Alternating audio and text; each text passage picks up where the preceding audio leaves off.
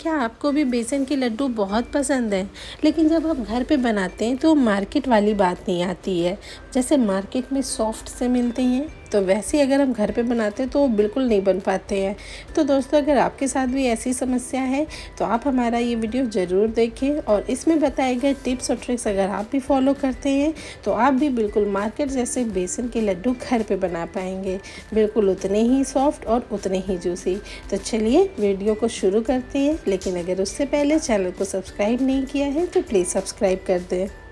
तो यहाँ पे मैंने लिया है 2 मेज़रिंग कप, एक है हाफ़ और एक है फुल कप।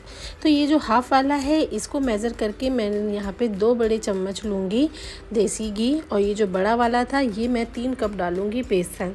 3 कप का मतलब ऑलमोस्ट आधा किलो बेसन आपका यहाँ पे हो जाएगा।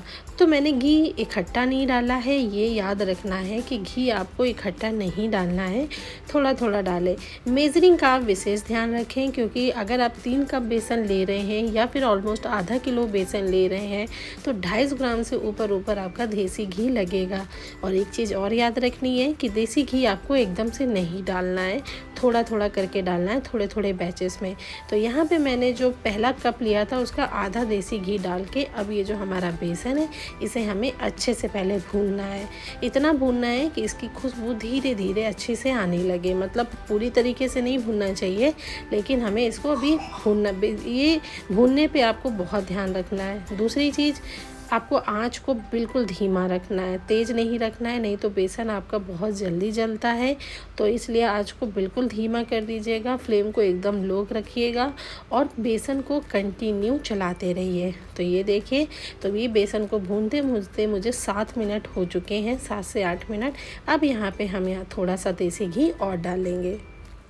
तो ये जो फर्स्ट कप था इसका मैंने जो बचा हुआ घी था वो पूरा डाल दिया। इसे अब हम फिर से भूनना शुरू करेंगे और 3 से 4 मिनट इसे हमें अच्छे से भूनना है। तो फ्रेंड्स, मैंने अभी तक 1 कप देसी घी यूज़ कर लिया है, तो अब नेक्स्ट 1 कप और यूज़ करूँगी, लेकिन पहले इसे हमें अच्छे से भूनना है। ये देखिए कैसे गांठे से बन रही है ना, बिल्कुल ऐसे इसको फोड़ते रहना, अच्छे से चलाते रहना है ताकि ये पूरा जो घी है वो अच्छे से हमारे बेसन में कोट हो जाए। तो बस इसे हमें अच्छे से भूनते रहना है। बेसन के लड्डू में बस इतनी मेहनत है कि आपका जो बेसन है वो अच्छे से भुना होना चाहिए। तो बेसन को भूनने में आप इसे अच्छे से टाइम दें। तो चलिए, अब हमारा जो घी है वो अच्छे से बेसन में मिल चुका है और बेसन में अच्छे से भुन चुका है। तो अब जो हमारा 3rd बैच का देसी घी है वो अब हम इसमें डालेंगे। बेसन को भूनते हुए अभी हमें ऑलमोस्ट 10 मिनट हो चुके हैं, लेकिन अभी भी हमारा बेसन कंप्लीट नहीं हुआ है, इसे अभी हमें और भूनना है। तो यहाँ पे हमने 3rd बैच का थोड़ा सा देसी घी और डाला है। तो बस इसे हमें 3 से 4 मिनट और भूनना है। कहीं आप सब ये तो नहीं सोच रहे हैं कि भाई हमें बेसन को भूनना कितनी देर है। तो बस यहाँ पे जो बेसन है हमें कम से कम 17 से 18 मिनट लगेंगे भूनने में। तो अभी जब हमें 3 से 4 मिनट और पकाएंगे तो ऑलमोस्ट 14 से 15 मिनट बेसन को भूनते हो जाएंगे। बेसन को हमें इतना भूनना है जब तक कि वो अपना तेल या पानी ना छोड़ दे, क्योंकि घी तो होता ही है उसमें, लेकिन जब वो अच्छे से भून जाएगा तो वो घी छोड़ देगा। तो ये देखिए, भूनते भूनते ये थोड़ा सा थिक हो चुका है, आप देख सकते हैं, लेकिन अभी भी ये उसने उतना तेल नहीं छोड़ा है। तो इसे अभी हमें और भूनना है। तो ये देखिए, हमारे बेसन ने बिल्कुल अच्छे से अपना तेल छोड़ दिया है और ये बिल्कुल गीला गीला सा हो गया है। इसे हमें भूनते हुए 17 से 18 मिनट ऑलमोस्ट हो चुके हैं। तो अगर मैं टाइम की बात करूं तो आपको कम से कम बेसन को 20 मिनट भूनना है, वो भी धीमी आंच में कंटिन्यू चलाते हुए। तो भाई, अगर बेसन के मार्केट वाले लड्डू एंजॉय करने तो इतनी मेहनत तो करनी पड़ेगी। बस अब इस स्टेज में मैं यहाँ पे डाल रही हूँ छोटी इलायची पाउडर। तो ये पूरी तरीके से ऑप्शनल है, लेकिन अगर डाल देंगे तो स्वाद बहुत ही बढ़िया हो जाएगा। तो चलिए इसे भी हम अच्छे से मिला लेते हैं। मतलब बेसन को मैंने कहा ना, चलाते ज़रूर रहिएगा। बस इस स्टेज में हम यहाँ पे डाल रहे हैं थोड़े से पानी के छींटे। पानी के छींटे इसलिए डाले जाते हैं, जब हम मार्केट में बेसन के लड्डू खाते हैं तो कैसे दानेदार लगते हैं, तो वो चीज़ करने के लिए गरम गरम बेसन में ठंडे ठंडे पानी का जब आप छींटा मारेंगे ना तो वो बेसन थोड़े दानेदार हो जाता है। तो ये स्टेप भूलिएगा मत। तो चलिए इसे भी हम अब अच्छे से मिला लेते हैं। पानी की छींटे डालने के बाद इसे कम से कम 1 से 2 मिनट और भूनना होता है हमें। तो ये देखिए हमें अच्छे से भूनना और अच्छे से इसको हमें मिला लेना है। तो ये हमारा रेडी हो गया बैटर। चलिए इसे तुरंत के तुरंत हमें प्लेट में ट्रांसफ़र कर देना है, नहीं तो ये तले में लग जाएगा। ये देखिए कैसे लगना भी शुरू हो गया है ना। तो देखिए ये हमने इसे ट्रांसफ़र कर लिया। अच्छा, अब हमें इस बात का ध्यान रखना है कि हमें तुरंत इसमें शुगर पाउडर नहीं डालना है, इसे हमें अच्छे से अब ठंडा होने देना है। देखिए अभी कैसे मैंने इसे 10 मिनट बाद चेक किया, फिर भी ये छुआ जा रहा है लेकिन फिर भी गर्म है। तो ये देखिए अब जो हमारा बेसन है वो रेडी है। तो चलिए यहाँ पे शुगर पाउडर हम डालते हैं। आप यहाँ चाहें तो मिश्री का पाउडर भी डाल सकते हैं, और अगर बच्चों के लिए बना रहे हैं तो ब्राउन शुगर का पाउडर भी डाल सकते हैं। मेज़रमेंट आपको इतनी रखनी है कि जितना आपने बेसन यूज़ किया है मेज़र करके उतना ही ब्राउन शुगर या जो भी शुगर आप डाल रहे हैं उतना ही हमको डालना है। आप देख सकते हैं मैंने 3 कप बेसन डाले थे, उतना ही मैंने यहाँ पे शुगर का यूज़ किया है। अच्छा, बेसन को हमें ठंडा कितनी देर तक करना है, तो कम से कम 15 से 20 मिनट इसे लगेंगे ठंडा होने पे। इतना ठंडा रखना है आपको कि जब आप छुएं तो बिल्कुल हल्का हल्का गर्म लगे, ताकि जब आप लड्डू बांधें तो वो बंधे अच्छे से। लेकिन अगर बहुत गर्म होगा तो जो आप शक्कर डालेंगे तो वो उसमें मेल्ट होना शुरू हो जाएगी। तो इसलिए ठंडे होने का वेट ज़रूर करें। बस जो आपकी शक्कर है इसे आप अपने बेसन में इसे अच्छे से मिला लें।